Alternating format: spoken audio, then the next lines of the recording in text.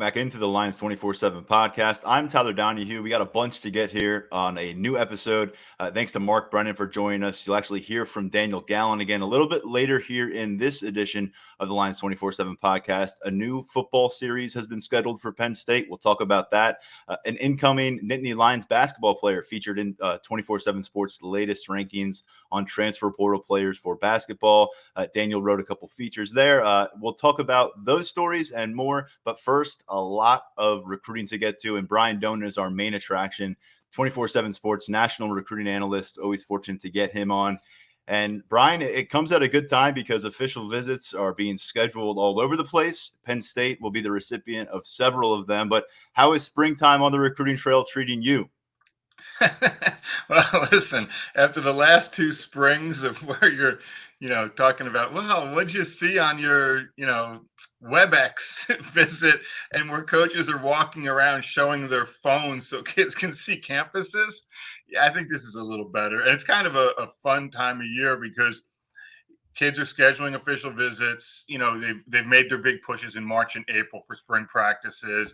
Coaches are now out evaluating kids and seeing kids at schools. So it feels normal, and normal's good. Yeah, no, I am 100% on board with you there. And as we start to see these official visits stack up, Penn State looks like they're going to handle a lot of their big business come June. Specifically, a weekend I wrote about, June 17th to 19th. That is a list that continues to grow. But if we could start with some of the in-state headliners there, and Rodney Gallagher is a guy that you caught up with following his latest trip to Happy Valley. And as you noted, a very important trip for Gallagher. Yeah, it was huge because he had started visiting some other places. It comes on the heels of him going out to Notre Dame, where he just had a fantastic time. And so it was important for him to get back to campus and kind of reconnect with the coaches, because it's one of those things where he's known Penn State for so long. He's been there so many times that it's easy to forget that it can be a great place because you're so familiar with it. So, and then you go to Notre Dame, you go to some other places, and you see everything's new and shiny. And, he's going to be at Virginia Tech later this month. He's got that West Virginia official at the beginning of June before his Penn State one, I think the 17th. But you just need to keep reminding guys like that of, hey, just because you know us really well, it's still important for you to get to campus. And he spent a lot of time with the receivers coach, Coach Stubblefield, and I think that was important for him as well, just to, they'll talk about being Jahan Dotson or KJ Hamler. But I think it's just important for Gallagher to get back there. And the interesting thing with him is I'm now being told that he's going to visit, not only is he visiting Penn State the same weekend as Tamir Robinson, the big edge rusher out of Pittsburgh, but I'm hearing they're going to go to Virginia Tech together later this month. So it's important to continue to recruit Gallagher hard and show him the love. Brent Pry, of course, down there trying to recruit for the Hokies. Brian, I mean, Gallagher is a guy who it's not rare to see this, but a projected top-tier talent at a skill position at wide receiver who is, best player on the high school team, playing quarterback, making things happen. What can you tell us a little bit about how you see him progressing at that position? Because a guy like Omari Evans comes up from Texas. There's no high school film of this guy playing receiver, and it leaves you scratching your head, and you got to kind of rely on what Penn State coaches saw of him as a wide receiver going through their camps. But I'm just curious from your perspective with Gallagher, when he goes all in at receiver, what could the Nittany Lions get if he does end up here? Well, I mean, I think, first of all, he has film already, right? He played some receiver early in his high school career. He told me that he played quarterback last season out of necessity, which is great because it's a team kind of concept of, hey, I know I'll play quarterback. I'm going to run it a lot, take a beating, and then I still have to get ready for basketball season. So it's very unselfish. It seems like a no-brainer, but in today's age, man, you say good job. And he told me he's supposed to be back at receiver as a senior. So this is a lot like, and some Penn State fans may want to cover their ears on this one, but it's a lot like Lonnie White when Lonnie White played, quarterback as a junior, but he had played receiver earlier in his high school career and moved back to receiver as a senior at Malvern Prep. And for those who don't remember, Lonnie decided to go play baseball and sign with the Pirates and is now in the minor leagues. But so there's a lot to know there in terms of, you already know he's a good route runner. He's got good ball skills. He gets out of his breaks quickly. You watch him play quarterback with it, and it translates to run after the catch. He's got good stop-start ability. He's got good, top-end speed. He's a shifty guy that can play in the slot. There's already a lot known about him. And I think we list him as an athlete, and I think that's going to change, and we'll probably wind up listing him at receiver in the coming weeks or months.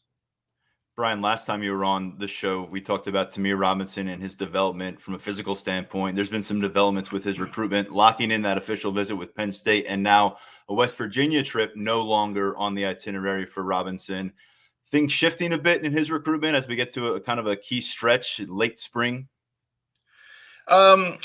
Yeah, I think the West Virginia thing was a big development.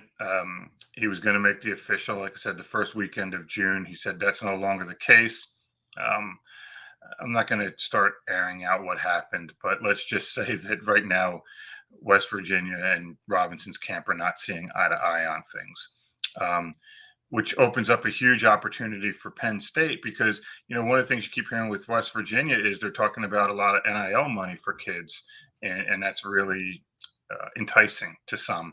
To some, it's not. To some, it is. And so Robinson's going to visit the 17th.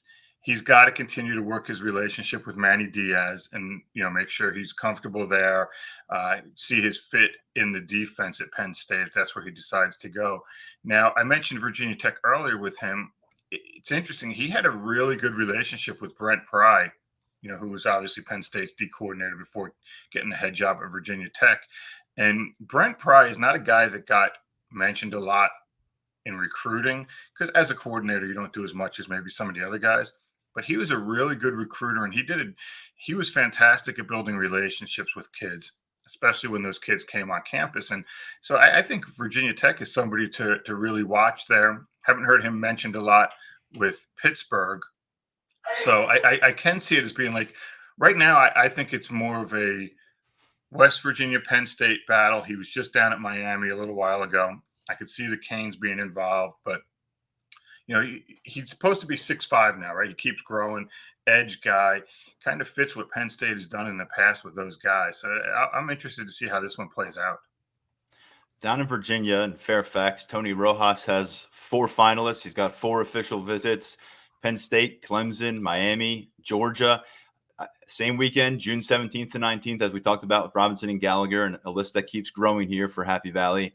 Rojas, that's a legit Final Four, I think you could say, Brian, and he's gonna go make sure that he takes a longer look at each stop, and it's gonna be pretty fascinating to see how this plays out, specifically as he finishes off this tour down with the national champions. It'll be interesting, to see if he gets through all 4 visits, which I think he will, but you never know what's going to happen. And, Rojas's recruitment has been interesting in that, there was times you heard Clemson, oh, he's going to wind up at Clemson. He made a visit to Tennessee and you heard, oh, Tennessee really, showed him a lot with NIL stuff and he really felt comfortable there. And then Tennessee doesn't make the list. He had a strong relationship with Brent Pry. He talked about getting back down to Virginia Tech, never got back down there. So what are and now Miami, right? He told me that his sister lives down there and that his mom is looking to move down there once Tony gets into college somewhere. So what's the constant? The constant is Penn State. And so I feel like they fought off Clemson. Clemson is still there and can still get them. But, Miami's kind of like the trendy name right now to go along with Penn State. At the end of the day, there's a lot that makes sense with Penn State and Tony Rojas. And, I'm doing a chat on Thursday on Lions247, and somebody asked who would be close to crystal balling because, they love that stuff. And the one guy that keeps coming back is Rojas, but I'm a little hesitant to it just because there always seems to be that little change in things. And then you don't know, you go down to Georgia at the end of June, after Georgia's going to have a bunch of kids in on official visits. You would think they'll still have room for him. It makes sense that they would. He's that kind of player. But I'm kind of curious to see how this thing plays out in June. Elsewhere and also beyond Pennsylvania, well beyond Pennsylvania, King Mack. This is another defensive back. He's been mentioned on this show before. Sean had talked about him a bit. St. Thomas Aquinas already got Conrad Hussey on board out of that backfield. You confirmed he's got an official visit planned. And there's a few things brewing in Florida, and I'm going to lean on Andrew Ivins next week. He's going to be a guest on this podcast, and he's going to talk a lot about what Penn State has done with some commits down there and some guys they have visiting. But since you caught up with him, what's your read on King Mack and his motivation to see Happy Valley? I mean, he just likes the idea of playing there. He knows that they put some D-backs in the NFL. He sees an opportunity for playing time. And on the Penn State side, look, we list him as a safety. I keep talking to people about him, and they could see him playing corner. He's listed at 5'11". We'll see if he's 5'11". We'll put it that way.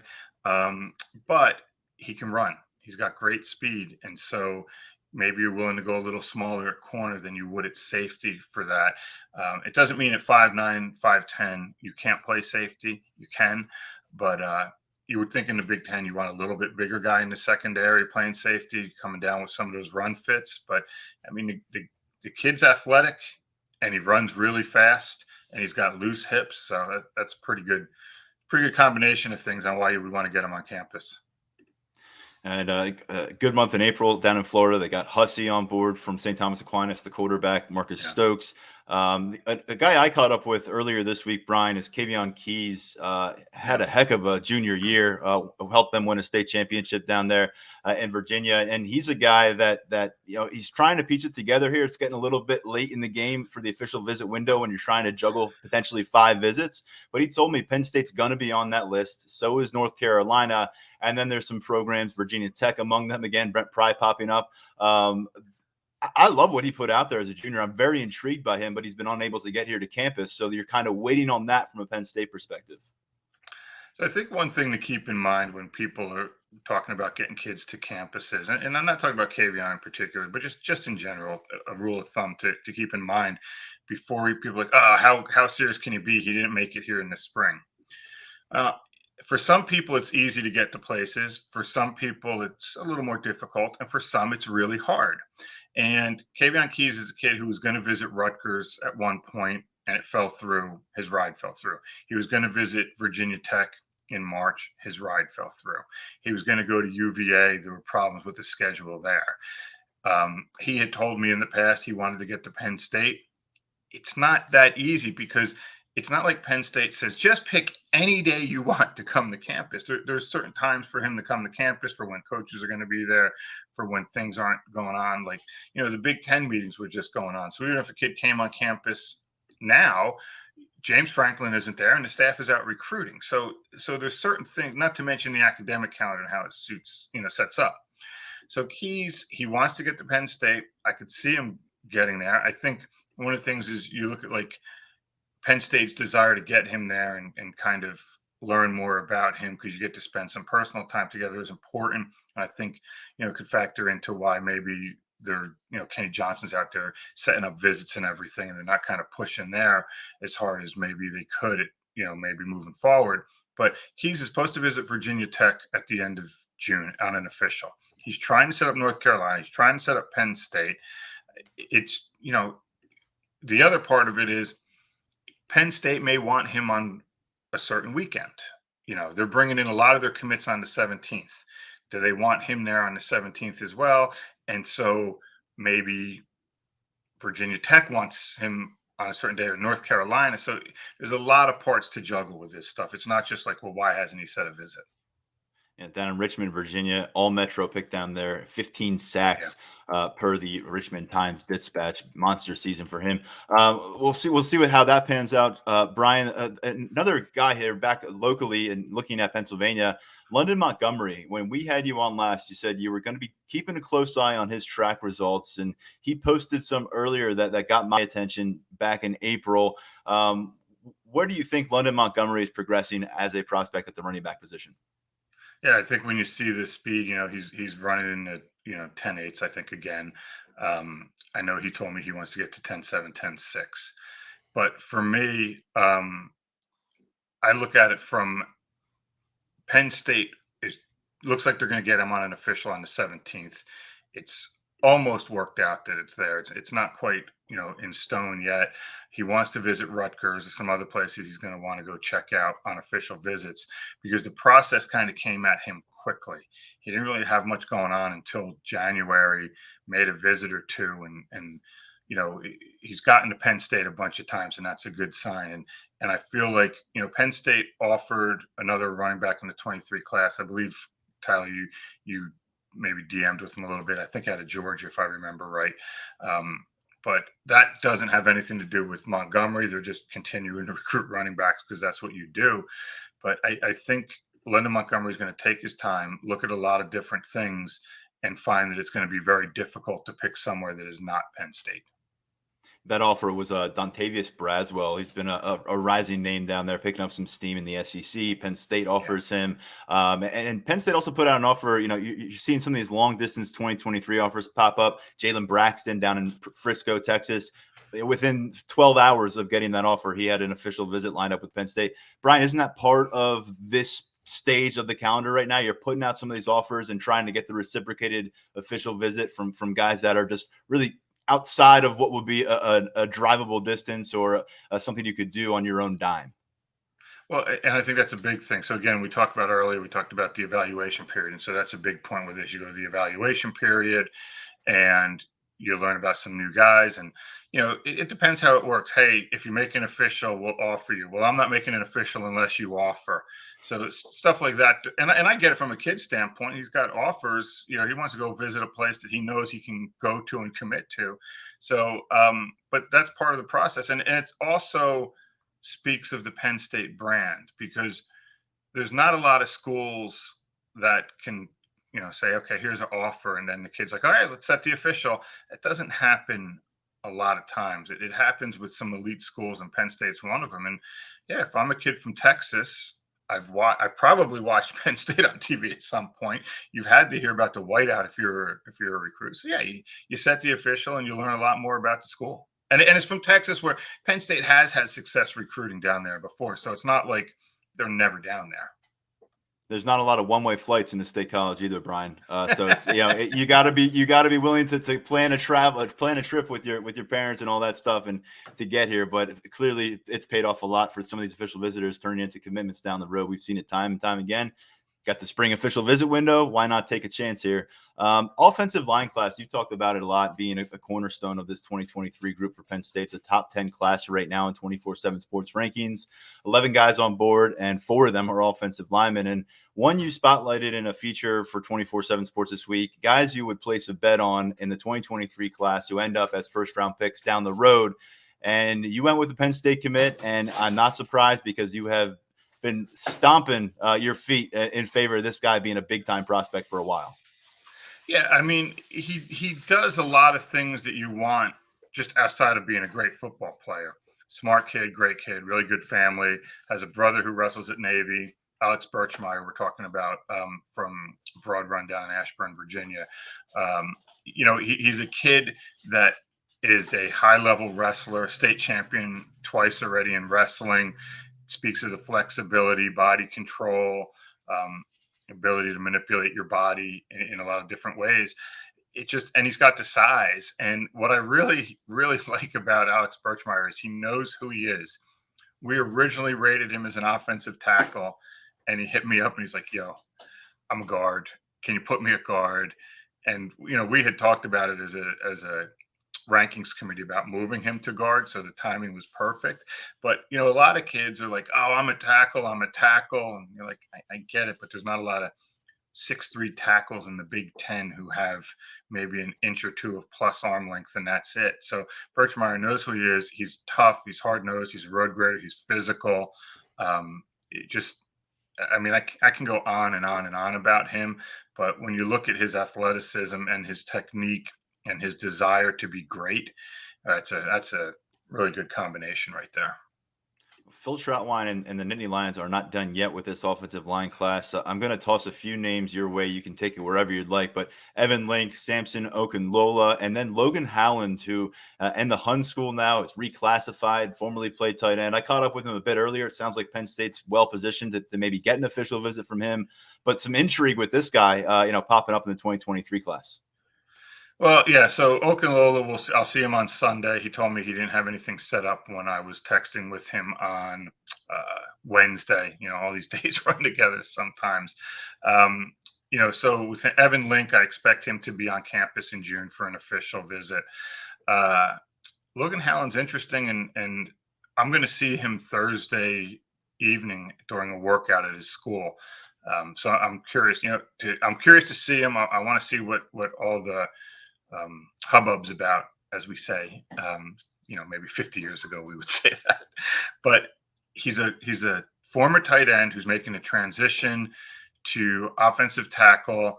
I spoke with the coach at Hun the other day about him, Todd Smith, and they've had success with this kind of kid before. Bobby Haskins, who was a tight end, went to UVA, played offensive tackle, was a starter there, just grad transferred, and is now at USC.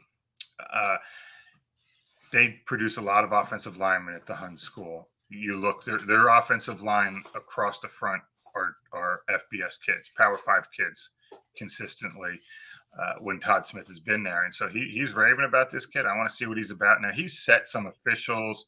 I think one's to Oklahoma. But the curious thing on this is all these schools are moving on him without having seen him really work out yet. So we'll see what happens there. And I'm really curious to see him on Thursday evening. And, I'll be back with the intel on what's going on with him. That's for sure. You mentioned it. You've got a chat going on Thursday at Lions247. You're going to be popping up on the message boards there for these, and that's great. We appreciate it. We know our readers do as well. So a lot more going on behind the scenes over at Lions247.com. One guy I don't want to let you get away with without bringing him up again because he is such a fascinating figure in the 2023 class, and that's Nicholas Harbour. That one. Yeah. It's been 6 weeks. What's the latest on this guy? Oh, geez. I spoke with his coach at Archbishop Carroll down in D.C. earlier this week, said he didn't have any visits set up. Listen, for those that do not remember, Nicholas Harbour is the 6'5", 230-pound edge rusher, tight end, linebacker, track phenom, who at that size is running, 10.32 he ran in the 100-meter. He's dealing with a lot of track stuff. I know there's a lot of chatter with Michigan and Nicholas Harbour, and I understand that. I do think he'll wind up going to college rather than just turning pro in track. But I want to see what happens in the summer when some of these SEC track programs start talking to him about what he can be and how he can do both at their schools. And so is there anything new? Well, as of 2 days ago, there was no new visits set up. It's something I continually monitor. And again, his track stuff makes it difficult. He was out in Los Angeles for Mount Sac Invitational, which is a big track meet in Southern California. And he went and visited USC and got a look there. Very different recruitment. Not to mention he's an unbelievable student. So academics are going to play a role in this thing. And more so academics, what can you do with the degree that you get and the connections? But I mean, like I said, I know people are saying Michigan, but I get that. I fully understand that, especially right now. But let's see how this track thing goes. Brian, we appreciate you hopping on with the Lions247 podcast whenever you can. We'll talk to you real soon, I'm sure. Hey, thanks, Tyler. Appreciate it. All righty. Brian Dohn does a fantastic job covering the national landscape, specifically, of course, here in the Northeast and the Mid-Atlantic and really all things Penn State. We are grateful for him, and you can follow along with his VIP chats on Lions247.com. He's going to be over a lot in the upcoming weeks. And just to reiterate something we talked about earlier, we have a full-time recruiting reporter that will be joining us here in the month of May to cover Penn State recruiting full-time, and we're going to have them on the show pretty frequently as well as they get after it for us. He's been getting after it for us for a week plus now. His name is Daniel Gallen. You heard him for the first time on this podcast on Tuesday when he joined myself and Mark Brennan to break down some post-draft stuff, the new athletic director announcement, and we couldn't keep him away for too long, and we're bringing him back on because there are some other things to get to. We just had Brian Dohn spend about a half hour with us breaking recruiting and talking all that stuff. So tough act to follow, but we'll let you try. I'll do my best. I know that those are some, he's the one people want to hear from. Well, they're sticking around for you if they're still listening. So, Daniel, let's get to it. Syracuse now on the map for Penn State's upcoming schedule, 2027, 2028, both times in September, once in Syracuse, once here in Happy Valley. Give us the lowdown on a series that I had no idea had so much history going into yesterday. Yeah, I was very surprised to learn this too. I think the one nugget from the Syracuse press release was that Syracuse has played Syracuse has played Penn State the most of any school except for Pitt, which that makes sense because they were in the Big East together and now they're in the ACC together. But Syracuse Penn State, not really a rivalry that kind of jumps to your head. I think that the series dates back to 1922, a scoreless tie at the Polo Grounds, which I'm sure that was some We interesting uncovered football. Mark Brennan's old story from that. I think we found Mark's post game rap. Yeah. Yeah, Mark was there. He got some good shots from the press box. But yeah, I mean, it's you kind of see that these schedules they come together, and I think that it's good for Penn State to have a Power Five matchup on the schedule in the future. Not exactly the sexiest matchup. I think a lot of people want to see those big kind of showcase games that you see Alabama play, Ohio State play sometimes, but the pieces are slowly coming together, and as with anything with future scheduling, who knows when we get to 2027, 2028, what exactly the landscape will look like. Yeah, big trip to Auburn this year. Of course, we've missed out on some trips the last couple of years because of a couple years ago because of COVID. But West Virginia, we'll see what happens ahead. Virginia Tech is one that had been on the schedule, but this is one again. We'll see ACC. I know people when they think ACC, they think Pitt for this series, and some people love it. Most people seem to hate it though. When you kind of gauge the interest on the Nittany Lions end of it, last time they played, something you noted in your story yesterday, August 31st, 2013 at MetLife Stadium in East Rutherford, New Jersey. Hackenberg threw a touchdown to Allen Robinson, who had 133 receiving yards on the day. Daniel, elsewhere, 247 Sports released their new rankings for the transfer portal players on the basketball end of things. So much fixation on what's happening in football right now on that end. And by the way, Chris Summer has a fantastic story up on what people are referring to as the tampering era in college football. Really encourage you to check that out. It's actually up at Lions247.com. But on a lighter note, Penn State's bringing in a transfer from Drexel, and our 247 Sports analysts who know a little bit about basketball think pretty highly of him in the grand scheme of things among transfer portal players here in 2022. Yeah, 247 Sports released its new transfer portal player rankings, a top 100 from the Hoops transfer portal, and Cameron Winter, the Drexel transfer, checks in at number 59 in those rankings. So Penn State bringing in a top 100 transfer, and Winter's a really interesting player. 6'2" guard. He's a grad transfer who will play for 1 year. Can score. Averaged 14.6 points per game in 4 years at Drexel. 15.8 points per game last year. He was the CAA tournament most outstanding player in 2021 when Drexel won their tournament championship. And he's an experienced player. I mean, 114 games, 111 starts. I mean, that's someone who can come in and kind of know what he needs to do. So I think that's a pretty big pickup for Penn State. He's from Long Island, played in Philly, so he's from the area, and combined with Andrew Funk, the Bucknell transfer, who averaged more than 17 points per game last year, Penn State has the number 24 transfer class in the 24/7 Sports rankings. So, it's part of the game. Basketball, I think it's, the transfer portal works a little bit differently because of the nature of the game, but it seems like Penn State, Micah Shrewsbury is poised to add a couple impact players who can, make some things happen in the backcourt. Let's keep it there for a second because you did spend last season covering this basketball program for another outlet. You're going to be involved there as well. And of course, Mark Brennan does a great job on the basketball beat, but we didn't get to it with the athletic director conversation last episode because we were running pretty late.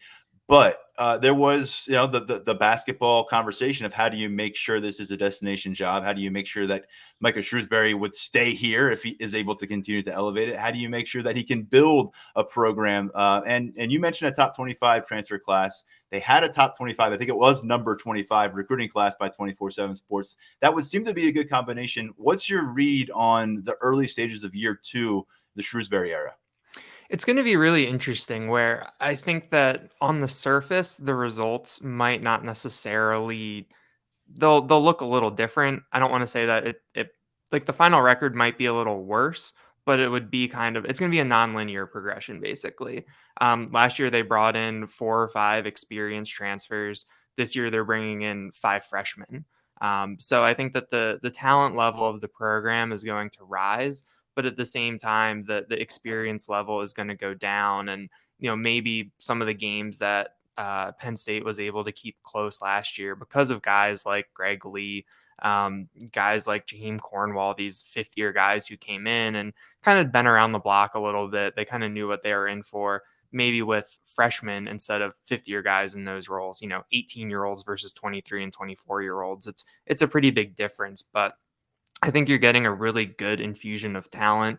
Kevin Jai is the top-ranked recruit, 4-star, just outside the top 100 in the composite rankings. But I think Jameel Brown from Philadelphia is someone that people are going to be really excited to see.